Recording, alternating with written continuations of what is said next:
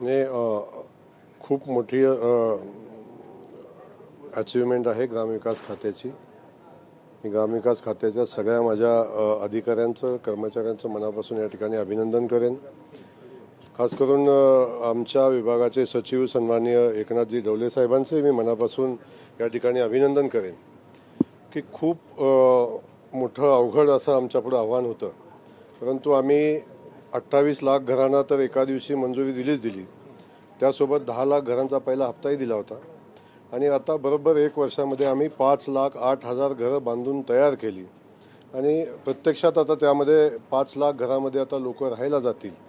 हे काम ग्रामविकास खात्याच्या प्रचंड मेहनतीनं झालं, याचा मला मनापासूनचा अभिमान आहे. एका बाजूला 5 लाख घरं पूर्ण करत असताना राज्याचे मुख्यमंत्री कायम मोठं उद्दिष्ट आपल्या सहकाऱ्यांच्या पुढे ठेवत असतात. तसंच उद्दिष्ट त्यांनी आताही या कार्यक्रमाच्या माध्यमातून ग्रामविकास खात्याच्या समोर ठेवलेलं आहे की पुढच्या वर्षी 15 लाख घरं बांधून पूर्ण व्हावीत, अशा पद्धतीची अपेक्षा आहे. खूप अवघड आणि खूप मोठं आव्हान आहे, याची आम्हाला जाणीव आहे. परंतु शेवटी आव्हान स्वीकारून काम करायचं असतं आणि ते काम आम्ही ग्रामविकास खात्याच्या माध्यमातून करू आणि मुख्यमंत्री महोदयांचा जो विश्वास आहे तो आम्ही सार्थ ठरवू आणि पुढच्या वर्षी असाच एखादा कार्यक्रम होईल आणि त्यावेळी 15 लाख घरांचं पूर्ण होतील आणि त्यांच्या चाव्या देण्याचा कार्यक्रम आम्ही करू. भाऊ, मागील काही दिवसात खासदार काँग्रेसच्या प्रणिती शिंदे यांच्यावर तुम्ही टीका केली होती आणि त्या टीकेच्या अनुषंगानं एक मानहानीचं नोटीस त्यांनी केलेलं आहे की त्याबाबत तुम्ही जे बोलला होता की दिल्लीकडे त्यांचा विकासापेक्षा सोलापूरच्या विकासापेक्षा दिल्लीकडे त्यांची वाटचाल जास्त आहे. नाही, आता मी आदरणीय, माझं वाक्य जर आपण बातमी माझे बघितले असतील तर आदरणीय ताई अशा पद्धतीचं माझं वक्तव्य होतं. माहिती नाही त्यांना काय अडचण आली त्या वक्तव्यामध्ये. म्हणजे एक गोष्ट नक्की आहे की मी नोटीस बघितलेलं नाही. जेव्हा मला नोटीस मिळेल तेव्हा मी नक्की त्याच्यावर माझं उत्तर देईन आणि मी कोर्टात पण मी माझं उत्तर देईन. पण मला खात्री आहे, मी सातत्यानं महिलांचा सन्मान केलेला आहे आणि मी असं कुठलंही वक्तव्य केलं नाही की ज्यातून काही वेगळं निर्माण व्हावं, अशा पद्धतीचं कुठलंही वक्तव्य केलं नाही. तरी पण ताईंना काय अवघड वाटलं असेल तर मी नक्की ताईंशी बोलेन, काय अडचण नाही. नाही, माफी मागण्यासारखं मी बोललो असेल तर अवश्य मागेन. पण मला खात्री आहे, मी माझं वाक्य पुन्हा काल रात्री बघितलेलं आहे, त्यामुळं मला खात्री आहे की माफी मागण्याची वेळ येणार नाही. आणि जेव्हा माफी मागायची असते तेव्हा नक्की मी चुकलो तर मागेन, पण न चुकता मी माफी मागेन.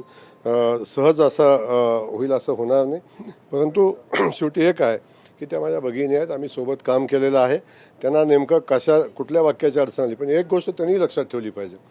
जेव्हा आपण आपल्या समोरच्या लोकांच्यावर टीका करतो आणि ती टीका अवास्तव आणि खालच्या पातळीची आपणही करतो, तेव्हा जसं तुम्हाला मन आहे तसं समोरच्याही व्यक्तीला मन आहे, याचाही कधीतरी विचार केला पाहिजे. एकदा त्यांनी माझ्यावर अशीच टीका केली ती, टक्केवारी खाणारे पालकमंत्री म्हणून माझ्यावर टीका केली होती.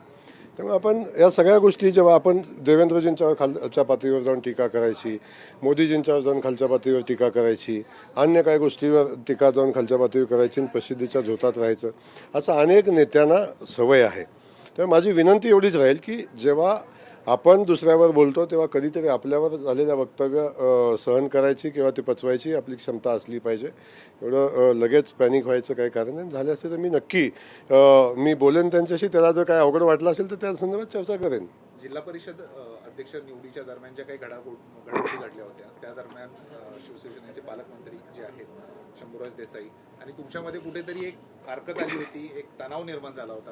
आज व्यासपीठावर ते होते आणि महत्त्वाचं म्हणजे त्यांचा जो सत्कार होता तो प्रधान सचिव करणार होते, मात्र तुम्ही स्वतः पुढे जाऊन त्यांचा सत्कार केलाय, त्यांना निमंत्रण दिलंय. कसं काय? नाही, एक गोष्ट समजून घेतली पाहिजे. आदरणीय शंभूराजे त्यांच्या पक्षाचं काम करतात, मी माझ्या भारतीय जनता पक्षाचं काम करतो.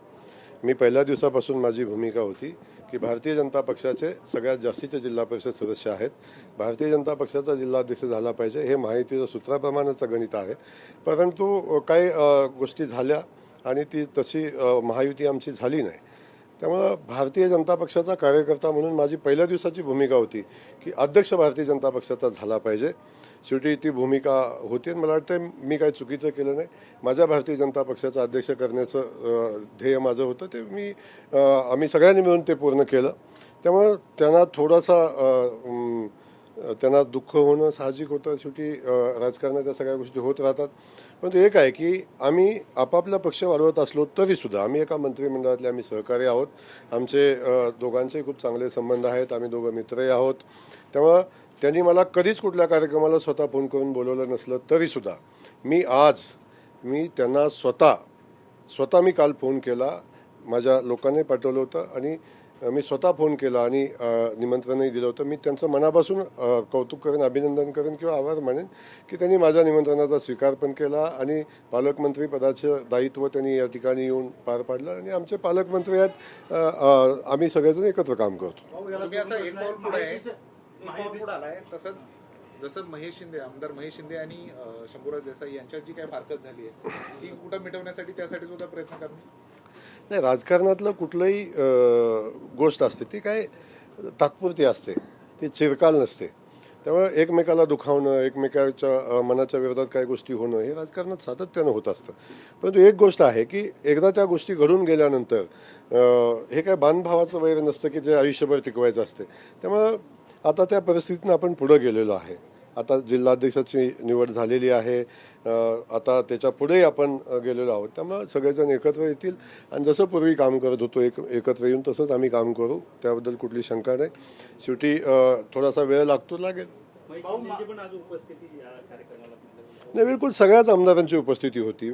फक्त मकरंद आबा आले नाहीत म्हणजे त्यांच्याकडे कार्यक्रम तिकडे चालू आहे म्हणून आले नाही, तर ते या ठिकाणी आले असते. त्यामुळे आम्ही सगळे माहिती म्हणून आम्ही एकत्र आहोत. मकरंद आबाने आज पत्रिकेत तुमचं नाव घेतलेलं नाही, खरं सहकार्याचा कार्यक्रम आहे, बरोबर आहे, पण सातारा जिल्ह्याचे मंत्री म्हणून बाकीच्यांची घेतली, तुमचं नाव घेतलं नाही. एक समजून घ्या, आबा माझे चांगले मित्र आहेत. आमचे जवळजवळ 20 वर्षाचे आमचे संबंध आहेत. आता जो कार्यक्रम आबांनी घेतलेला आहे तो किसनवीर सहकारी साखर कारखान्याचा आहे. ते कारखान्याचे डायरेक्टर संचालक आहेत. मी त्याचा सभासद पण नाही आहे किंवा त्या कारखान्याशी माझा दूरपर्यंत काही संबंध नाही आहे. त्यामुळे त्या कार्यक्रमाला मी अपेक्षितच नाही. आणि शेवटी चेअरमन म्हणून काम करत असताना कोणाला कार्यक्रमाला बोलवावं हा त्यांचा अधिकार आहे. कदाचित मी माझ्या मानखटावामध्ये एखादा कार्यक्रम घेतला तर त्यांना बोलवतोच असं नाही आहे. त्यामुळे तो त्यांचा व्यक्तिगत कार्यक्रम आहे, सहकारी संस्थेचा कार्यक्रम आहे. त्यामुळे नसल बोलवलं त्याचा काय राग किंवा इश्यू करायचं कारण नाही. पण मी आजही सांगतो की आबा आणि आम्ही दोघं चांगले मित्र आहोत. काळजी करायचं काम नाही. पेट्रोल डिझेलची 3 रुपयांनी आज वाढ झालेली आहे. हे वाढ झाल्यानंतर काँग्रेसने ट्विट करत मोदींवर निशाणा साधलाय. महंगाई मानण्यासाठी ट्विट केलेलं आहे आणि निवडणुकीचा निकाल लागल्यानंतर वसुली सुरू झाली मोदींची, असं त्यांनी म्हटलं. माझी काँग्रेसला विनंती आहे, आखाती देशात जावा. इराणचं युद्ध चाललेलं आहे, इस्रायलचं युद्ध चाललेलं आहे, अमेरिकेचं युद्ध चाललेलं आहे. ते मिटवून या पटकन. आणि ते मिटलं तरी तर तेलाचे दर वाढणार नाहीत. किमान याची तर जाणीव ठेवली पाहिजे की जगामध्ये काय चाललंय, कुठल्या परिस्थितीमध्ये हे रेट वाढत आहेत. जगातमध्ये युद्ध चालले, आखाती देशातून आपण जिथून तेल आयात करतो तिथं युद्ध चालू आहे. त्यामुळे तेलाचं इकडे येणं किती अवघड आहे हे आपण सगळेजण बघताय. अशा परिस्थितीमध्ये देशभावना म्हणून एकत्र येणं, देशभावना म्हणून देशासोबत राहणं हे आवश्यक आहे. उलटं आपल्या देशाचं नाव बदनाम करणं, सरकारला बदनाम करणं अशा पद्धतीचं वर्तन काँग्रेस पक्षाला शोभत नाही. अशा पद्धतीचं आंदोलन करू नये. आज आपण बघितलं कोरोनाच्या कालखंडामध्ये सुद्धा आपण तेव्हाच टीका करायचं काम केलं. देश बंद होता, जग बंद होतं तेव्हा देशही बंद होता ना. आज आपण बघतो की अनेक देशामध्ये युद्धजन्य परिस्थितीमुळं परकीय चलनाच्या बाबतीतला आपला देशाचा विषय होता की परकीय चलनाचे ज्या अडचणी निर्माण झालेल्या आहेत त्यामध्ये मोदीजींनी आव्हान केलेलं आहे. माझी विनंती सगळ्यांना की आपण सगळे मिळून देशहित म्हणून आपण सगळेजण मिळून मोदीजींना आणि सरकारला सहकार्य करूया, अशा पद्धतीची भावना या निमित्तानं व्यक्त करतो. काँग्रेसला देवानं परमेश्वरानं त्यांना सुबुद्धी द्यावी अशा पद्धतीची या निमित्तानं भावना व्यक्त करतो. भाऊ आज केंद्रीय मंत्री होते, मुख्यमंत्री होते, आपण 4ही मंत्री होता. मात्र मुख्यमंत्री जेव्हा हेलिकॉप्टर म्हणून उतरले तेव्हा जो प्रोटोकॉल पाहायला मिळाला फक्त 6 मंत्र्यांच्या पाठीमागे 7 गाड्या दिसल्या. पंतप्रधान मोदींच्या आव्हानाला प्रतिसाद देत बिलकुल 6 गाड्या तर नव्हत्याच. आमच्या मुख्यमंत्री मोदयांची सक्त ताकीद होती की जेवढे मंत्री असतील ते एका गाडीत बसतील आणि आलेले मंत्री एका गाडीत बसतील. 2 गाड्याच्या वर प्रायव्हेट गाड्या ताप्यात नसतील. मुख्यमंत्री मोदया सूचना होती. आम्ही त्या सूचनेचं अनुपालन केलेलं आहे. मी असेल, बाबा असेल, आम्ही अनुशासित कार्यकर्ते आहोत. आता माझा एक अन्वय असला तर बघा तुम्ही, माझ्यासोबत माझी स्वतःची एक गाडी, ती पण माझी खाजगी गाडी, आणि माझ्यासोबत स्टाफ असणारी एकच गाडी. याच्यापेक्षा अधिकचा कुठलंही तामझाम आम्ही सोबत ठेवायचं नाही. जोपर्यंत देश सुस्थितीत येत नाही, देशाच्या पुढचे प्रश्न संपत नाही, तोपर्यंत आपल्याला आपलं वर्तन हे देशहिताचं असलं पाहिजे.